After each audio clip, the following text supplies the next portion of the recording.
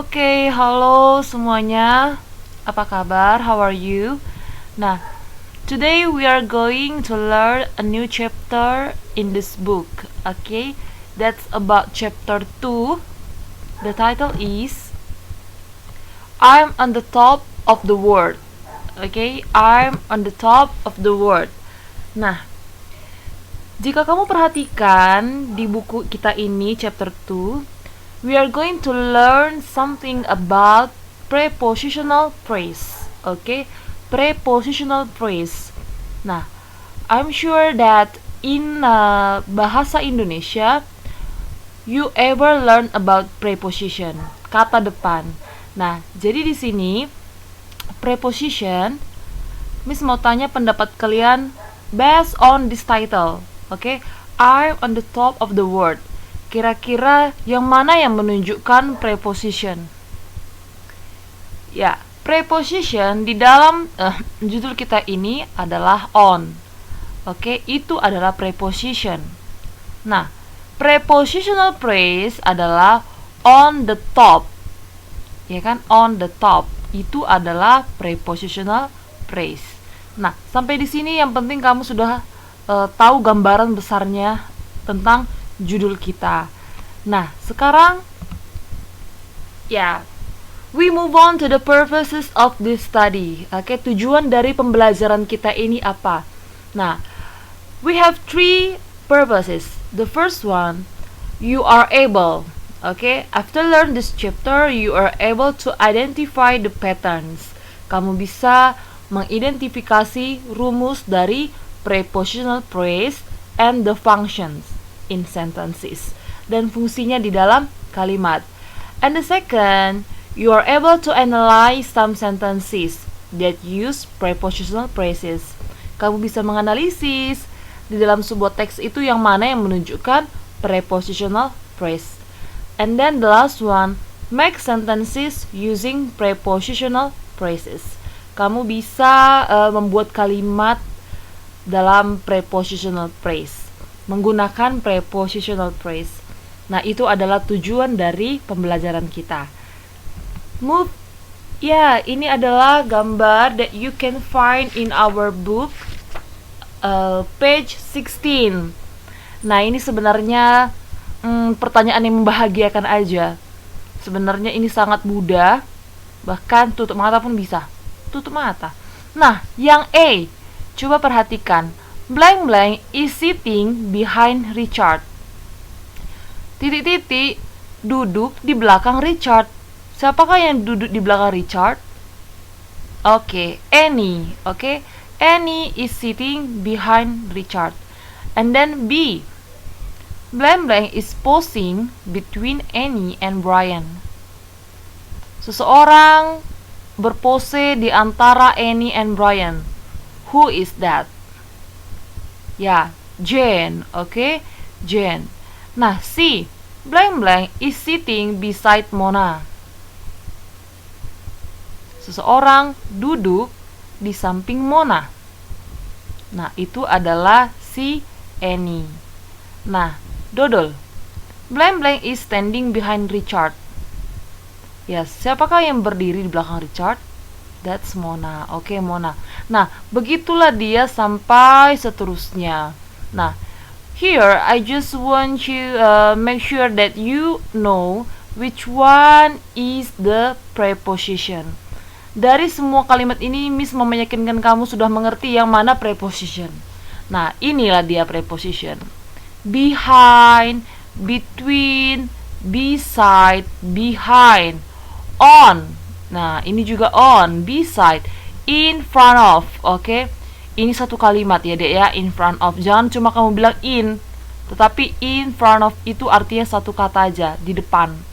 Nah, and then on. Nah, semua kata yang Miss katakan tadi adalah preposition. Prepositional phrase adalah behind Richard, itu prepositional phrase. Between Annie and Brian, itu prepositional phrase. Nah, jadi apa yang dapat kamu simpulkan prepositional phrase? Semoga dari contoh yang sudah Miss berikan, kamu sudah dapat benak besar, gambaran besar, big picture, what is prepositional phrase? Nah, what is prepositional phrase? Ya, jadi prepositional phrase itu are group of words, oke, gabungan kata containing prepositions yang terdiri dari preposition. Nah, jadi di dalam prepositional phrase, a prepositional phrase normally consists, biasanya terdiri dari yang pertama a preposition and a noun, dan yang kedua a preposition and a pronoun. Nampak ya? Jadi prepositional itu adalah gabungan. Yang namanya gabungan pasti sudah lebih dari satu kata. Oke? Inilah dia. Prepositional phrase itu terdiri dari prepositional dan noun atau prepositional dan pronoun. For example, look at this example. Prepositional plus pronoun, kan itu tadi ya kita bahas. Nah, contohnya with you, behind them, between us, behind me, in front of Mona. Oke, ini semua adalah contoh dari prepositional phrase. Tetapi dia bagiannya preposition plus pronoun. Ingat, pronoun itu adalah kata ganti. I, you, we, they, he, she, it. Nah, itu semua adalah pronoun. Miss yakin waktu kamu first grade of senior high school, kamu sudah pernah belajar pronouns. Nah, kemudian prepositional plus noun. Contohnya seperti apa? Perhatikan. Nah, under the tree. Oke, under the tree. Under is preposition.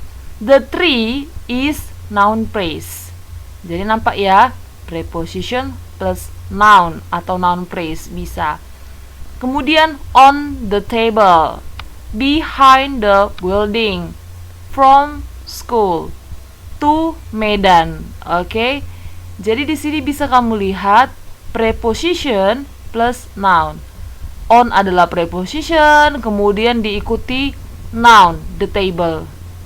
Kemudian behind adalah preposition, kemudian the building itu noun. Oke, noun or noun phrase. Nah, kemudian from school. From adalah preposition, school adalah noun. To itu adalah preposition, Medan itu adalah noun. Nah, jadi di sini Miss harap kamu sudah mengerti. Kamu bisa membedakan apa itu preposition dan apa itu prepositional phrase.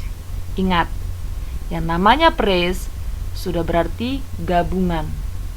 More than one word. Oke, sudah lebih dari satu kata. Next. Ya, quickly make prepositional phrase. You can find this on page 18 di halaman 18. Nah, ini sebenarnya kita cepat-cepatan aja ya menyocokkan prepositional ke noun phrase-nya. Misalnya, behind. Kamu mau buat behind apa? Oh, aku mau buat behind the cupboard. Kemudian behind the cupboard. Nah, behind itu adalah preposition, kemudian diikuti noun phrase the cupboard, maka menjadi behind the cupboard itu menjadi prepositional phrase. Nah, ini kita cuma hanya menyocokkan aja mana yang kamu suka. Kemudian misalnya beside, di samping. Di samping apa? Misalnya beside the room. Iya. Beside itu adalah preposition, ditambah the room sebagai noun phrase, maka beside the room menjadi prepositional phrase. Seperti itu. Oke ya. Kita tidak perlu berputar-putar di sini terus. Kita langsung ke ini dia. The function of prepositional phrase. Fungsi dari prepositional phrase. Nah, jadi preposition itu seperti ini, Dek.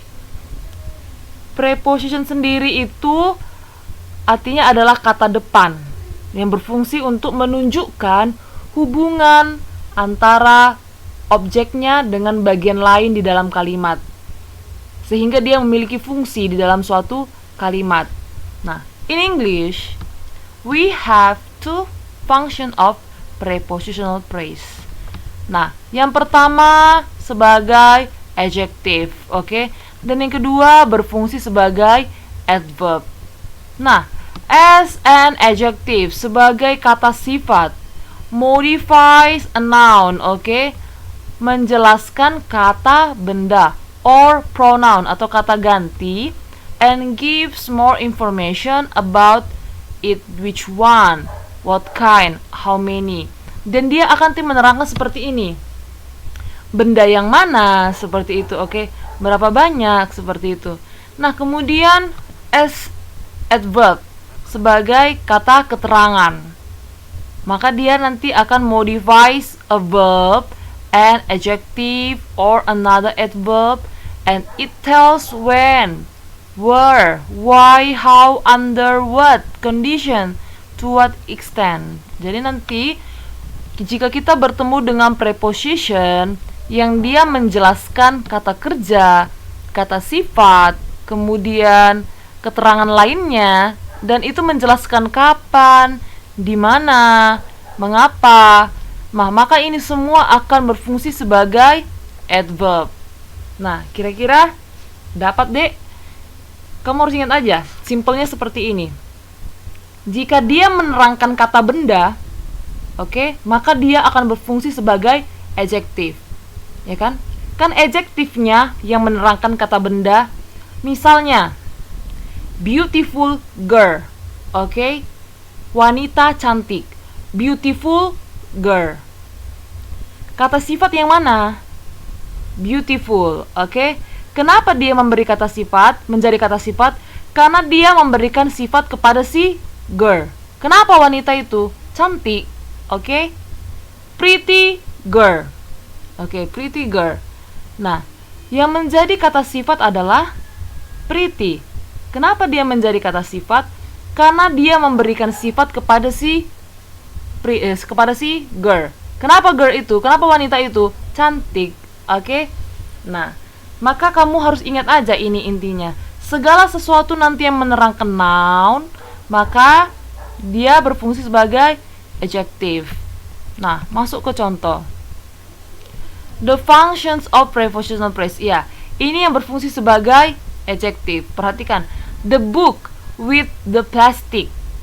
Oke, the book with the plastic cover has been read many times. Oke. Sekarang kita hanya perhatikan ini.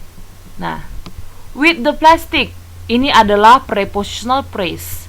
With adalah preposition, the plastic adalah noun phrase, maka with the plastic adalah prepositional phrase. Nah, fungsinya sebagai adjective. Kenapa? Ya, karena dia memberikan sifat kepada si buku. Buku yang mana? Itu loh, yang dengan plastik itu, yang cover plastik. Nah, nampak jadinya bahwa ini bahwa with the plastic itu menerangkan the book. Nah, kemudian yang kedua, the girl in the yellow dress is my friend.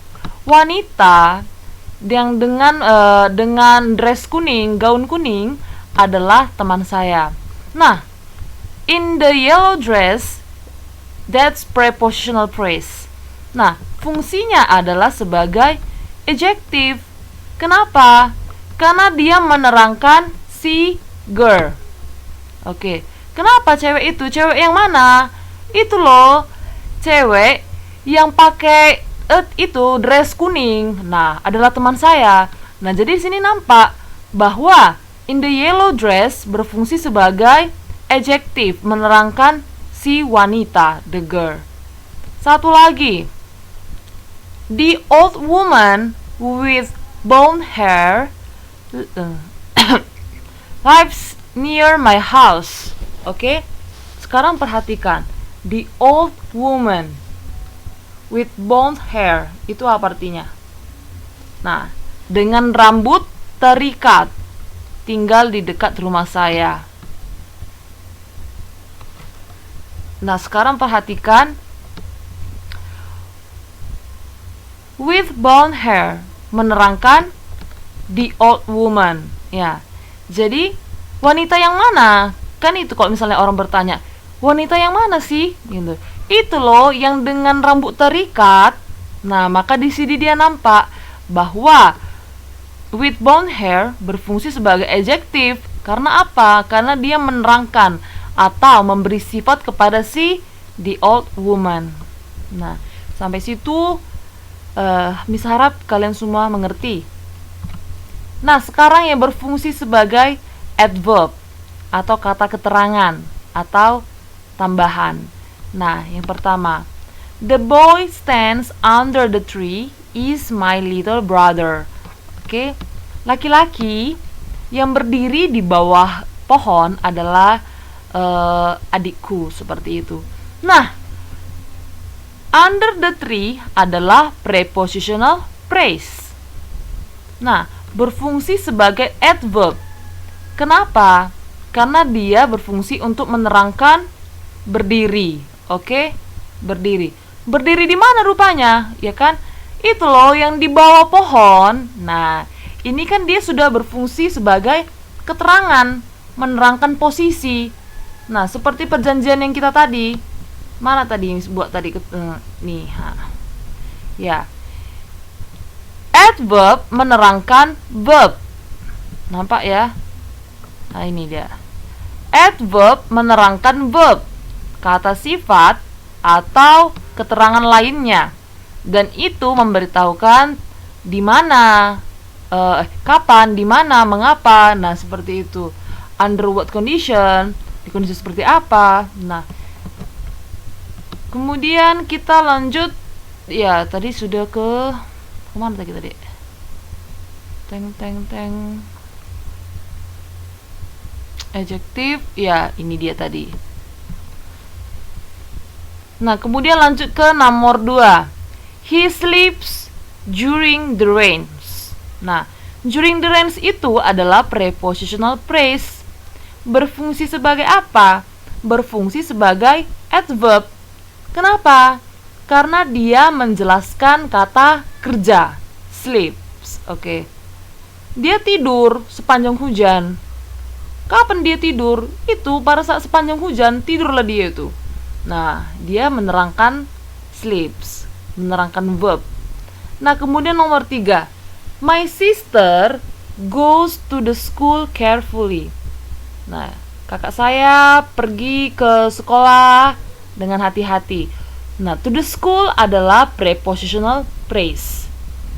Fungsinya sebagai adverb. Kenapa? Karena dia menerangkan kata kerja goes. Oke? Karena dia menerangkan kata kerja goes. Dia pergi. Saudara perempuan saya pergi ke sekolah. Pergi kemana? Itu loh, ke sekolah. Ya. Jadi di sini dia berfungsi sebagai kata keterangan. Oke. Coba sekarang perhatikan ini, kalimat ini. The boy with him is his son. Yang manakah yang menunjukkan prepositional phrase? Ya, with him. Oke. With adalah preposition, with him adalah prepositional phrase. Nah, jadi apakah fungsi prepositional ini? Apakah fungsi dari prepositional phrase ini? Nah, sekarang perhatikan keterangan yang disebut. With adalah preposition and with him adalah prepositional phrase. Fungsi dari the prepositional phrase functions as an adjective phrase. Berfungsi sebagai adjektif menerangkan boy, ya, menerangkan anak laki-laki. Nah, laki-laki yang bersama dengannya, oke, laki-laki yang mana? Itu loh yang bersama dengannya. Ya, berarti dia menerangkan si boy. Boy ini adalah noun, maka berfungsi sebagai adjektif. Oke, karena segala sesuatu yang menerangkan noun adalah adjektif. Seperti yang tadi Miss kasih contohnya. Beautiful girl, pretty girl. Number 2. The store at the corner sells sandwiches. Oke.